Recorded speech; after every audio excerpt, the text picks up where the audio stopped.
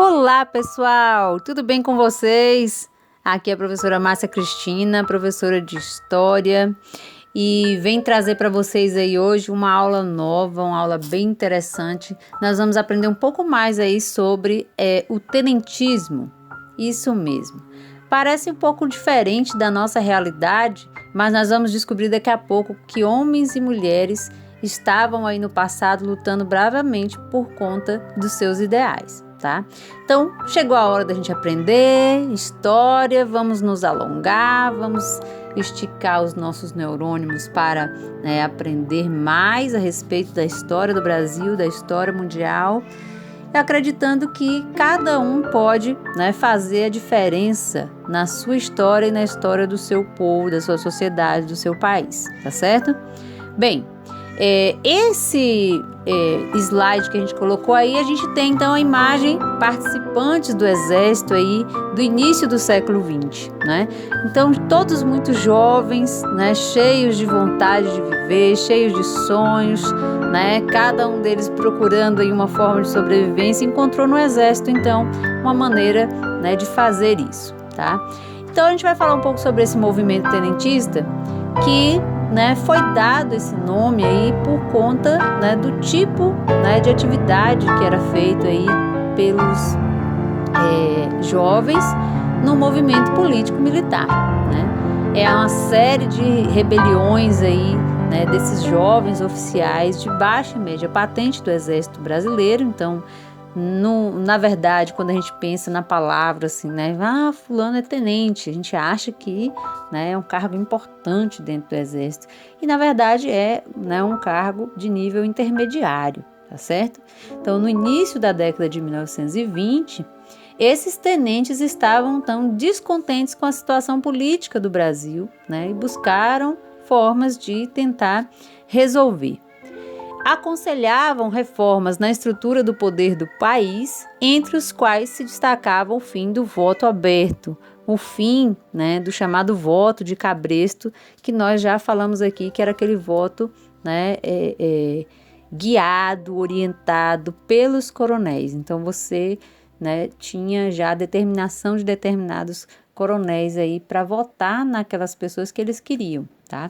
E a instituição do voto secreto, era uma das coisas que os tenentes também queriam, que o voto passasse a ser secreto, porque até então o voto era aberto, então todo mundo sabia em quem você tinha votado.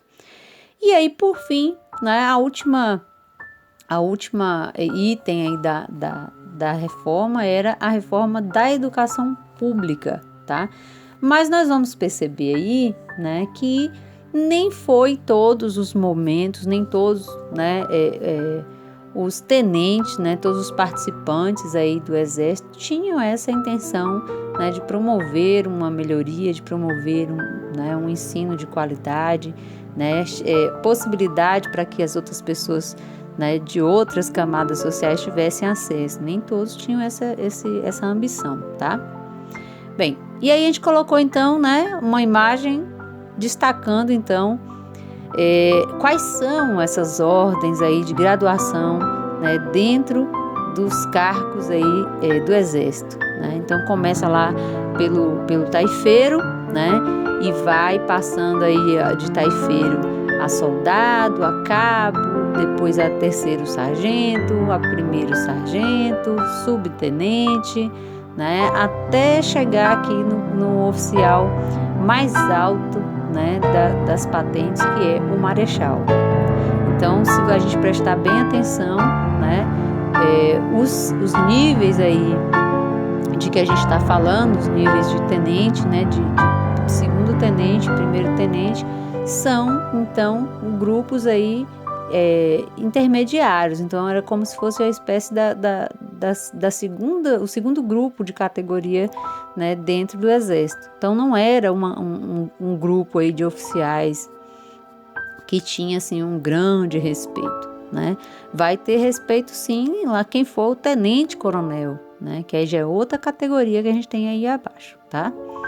Bem, então esse movimento do tenentismo, ele teve uma divisão aí em 4 momentos importantes do movimento. O primeiro grande momento importante é o chamado 5 de julho de 1922, ou também conhecido como Revolta dos 18 do Forte, tá? E aí a gente vai falar o porquê dos 18 do Forte, que 18 é esse, que forte é esse, a gente explica daqui a pouquinho, tá? O segundo momento, né, foi o da organização da Coluna Paulista, né, que vai dar, assim, um impulso, né, muito maior a partir dessa organização da Coluna Paulista, juntamente com o terceiro movimento, que é o da Coluna Gaúcha, vão, né, liderar aí, né, um movimento ainda mais forte, que é o quarto e último movimento da Coluna Prestes, tá?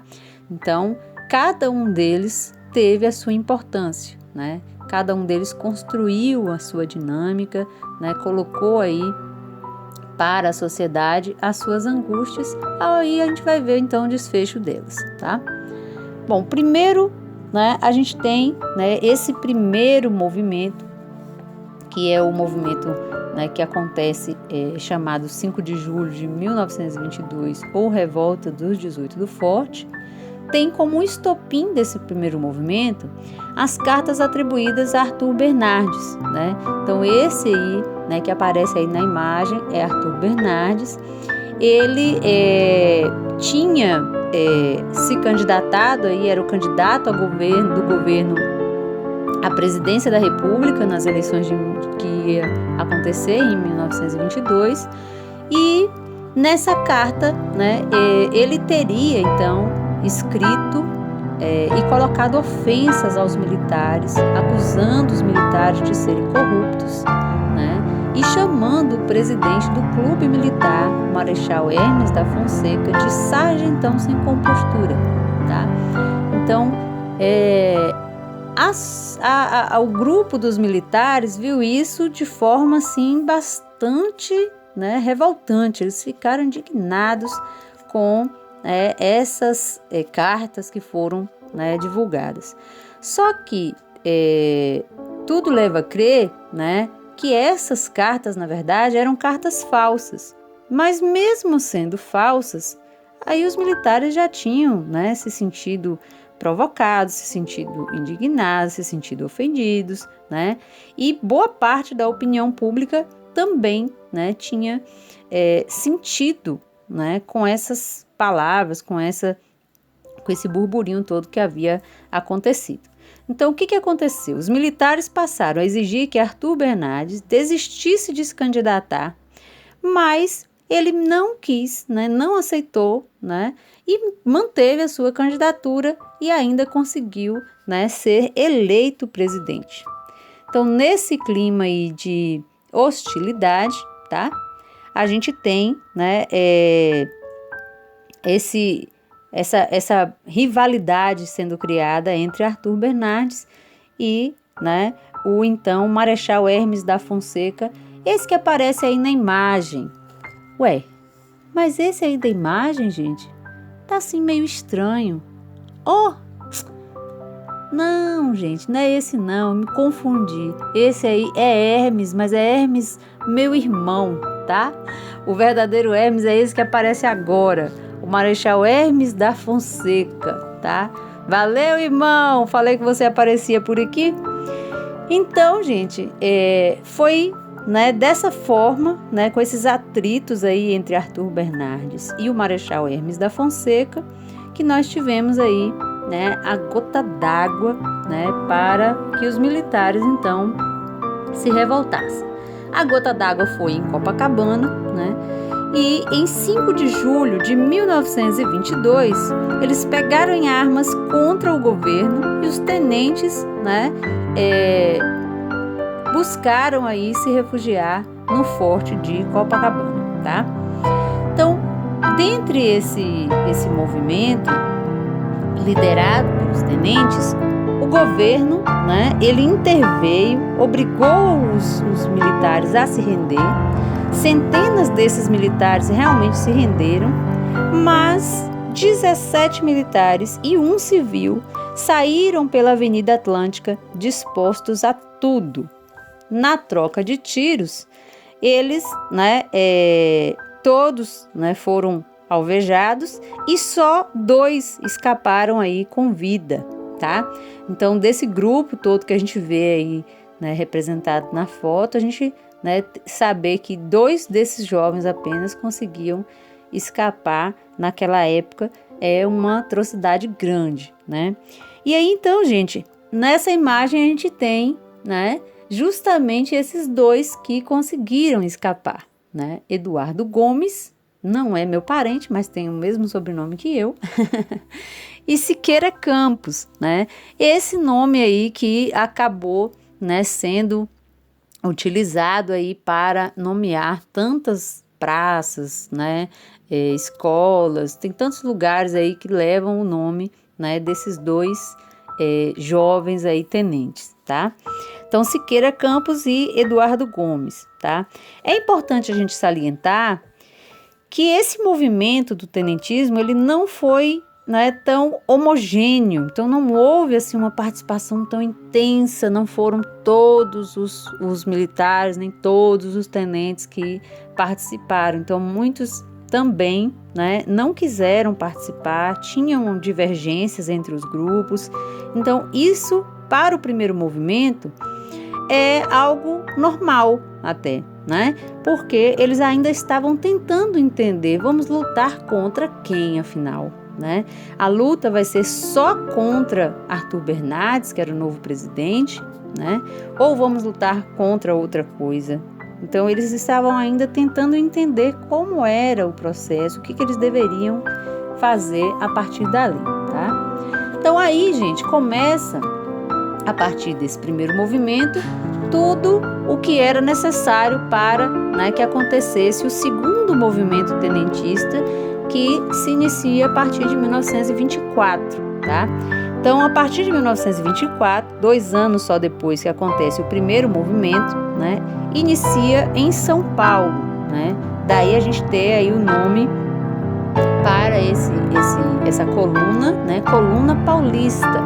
E aí no mapa a gente mostra justamente aí aonde é que nós temos, né, essa coluna paulista se deslocando. Nessa setinha cinza, né, a gente tem aí o deslocamento saindo de São Paulo em direção à região do Rio Grande do Sul. E a gente vai falar por que disso, tá? Bom, então esse segundo movimento, ele acontece em São Paulo e no Rio Grande do Sul, né? E já tem o segundo movimento objetivos bem definidos, tá? Entre os objetivos está a deposição do presidente Arthur Bernardes, tá? Então eles queriam que Arthur Bernardes desistisse da presidência, saísse da presidência, né? E outro, né, político assumisse o poder. O segundo objetivo era a moralização da República por meio do voto secreto. Então, essa era já uma das reivindicações deles desde o início, tá? O terceiro, né, obrigatoriedade do ensino primário para, né, os jovens. Então, eles queriam o ensino primário e também queriam a melhoria do ensino público, tá? Então, era não só ter como obrigatoriedade, mas ter uma melhoria nesse ensino. Outro fator aí também, né, que levantaram nas bandeiras aí do movimento foi a melhoria do sistema de justiça, a liberdade sindical e também a liberdade de imprensa. Além de tudo, estavam também lutando pela reforma tributária porque eles achavam a quantidade de impostos já para aquela época muito alta, tá? Então, esse segundo movimento que acontece, né, começa a partir, né, da Coluna Paulista e vai ganhando ainda mais força, né, é comandado pelo general Isidoro Dias Lopes, né, e também pelo pelo major, né, que depois se torna coronel Miguel Costa. Então, esses militares, eles tentaram conquistar a cidade de São Paulo, né? Então, como eles não conseguiram vencer, porque o governo, ele tinha muito mais, né, muito mais reforços aí, né, armas e funcionários, tinha um apoio da aviação já naquela época. Então, a frente do governo era muito superior do que a ação aí do movimento tenentista, tá? Então os militares não desistiram, mesmo estando, né, com dificuldades de vencer as tropas aí do governo. Eles não se renderam e cerca de 1.000 soldados formaram a chamada Coluna Paulista, né? E saíram então de São Paulo em direção à Foz do Iguaçu, no Paraná. Então a gente tem, né, nesse terceiro movimento aí agora, né, essa marcha aí, né, da Coluna Paulista, que vai de encontro ao sul, tá? Lá no sul, gente, eles encontram os rebeldes sulistas que estavam sob o comando do capitão Luiz Carlos Prestes e formaram a Coluna Gaúcha, tá? Então essa Coluna Gaúcha, né, que eles vão encontrar aí, vai juntar com a Coluna Paulista e vai então, né, formar a chamada Coluna Prestes, tá? Essa Coluna Prestes ou Coluna Miguel Costa Prestes, né, começa então, né, a surgir aí esse quarto e último movimento. Observa que nesse mapa a gente tem várias setinhas coloridas, né, a Coluna Prestes indo e depois a Coluna Prestes voltando, né? Por quê? Porque eles vão ter, né, durante todo esse período, vários dos estados aí do Brasil, eles vão ter, né, essa viagem, vão passar aí por diversas regiões, né, buscando apoio de outras pessoas para participar, não só, né, os componentes do exército, mas também, né, as pessoas comuns civis, tá? Então nesse quarto movimento, né, tenentista, né, a chamada Coluna Prestes, tem como destaque aí, né, a figura de Luiz Carlos Prestes, que em abril de 1925, Luiz Carlos Prestes liderou um grupo de militares no Rio Grande do Sul para formar a Coluna Prestes. Então observa que Luiz Carlos Prestes, ainda muito jovem, né, já tinha sob seu comando cerca de 1.800 homens, tá?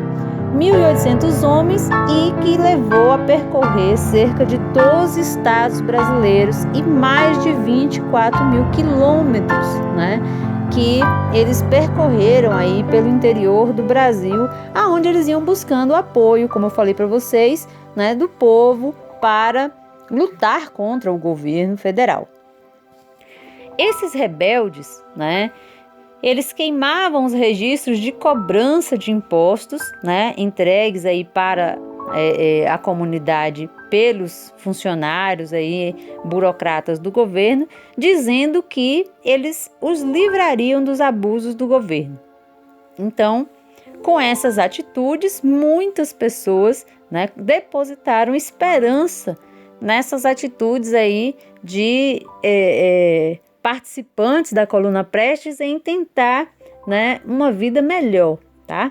Então esses rebeldes aí militares, né, movimentaram-se com rapidez, conseguiram munição e armamento, muitas vezes, né, dos próprios participantes aí que iam aderindo ao movimento, e nos combates que travou, né, manteve-se invicta, quase que em sua grande maioria, né, foram batalhas vencedoras, né, para os participantes do movimento tenentista da Coluna Prestes.